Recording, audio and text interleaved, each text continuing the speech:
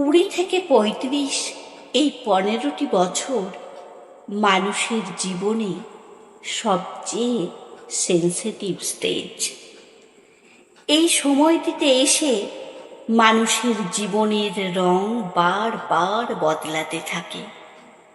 জীবনের এই সময়টিতে মানুষ সবচেয়ে বেশি ডিপ্রেশনে ভোগে। টিকে থাকার লড়াইয়ে তেজি যোদ্ধা হতে হয়, অন্যথা মৃত্যু নিশ্চিত।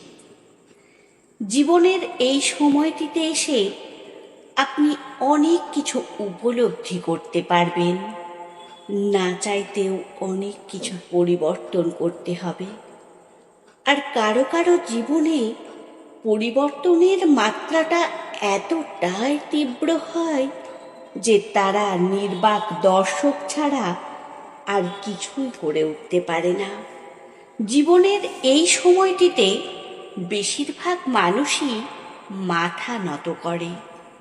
এই যেমন ধরুন, এই বয়সটিতে এসে আপনি আপনার বাবা কিংবা মায়ের কাছ থেকে টাকা চাইতে লজ্জা বোধ করবেন, নিজেকে সংকুচিত করে রাখবেন।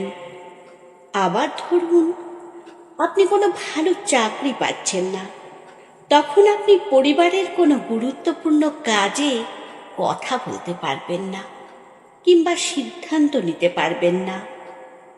না চাইতেও অনেক কিছু মেনে নিতে হয়, প্রিয়জনকে হারাতে হয়। এই সময়টিতে এসে আপনি হুট করে ট্যুরে যেতে চাইলেও পারবেন না। আপনার পছন্দের প্রিয় ক্যামেরাটা দোকানের বাইরে থেকে কাচের ভিতর দেখেই তৃপ্ত হতে হবে।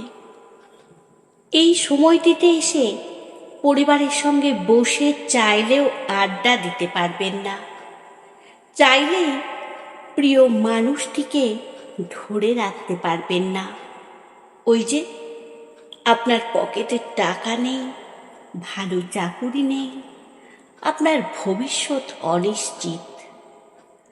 আবার যখন আপনার 35 বছর পার হয়ে যাবে, তখন আপনার কাছে সব কিছু থাকবে, টাকা, পরিবার, সম্মান, সব কিছু।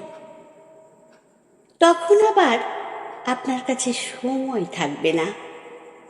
আপনি তখন সংসার ধর্ম নিয়ে ব্যস্ত হয়ে পড়বেন, ভুলেই যাবেন আপনার একটা স্বপ্ন ছিল, ইচ্ছে ছিল।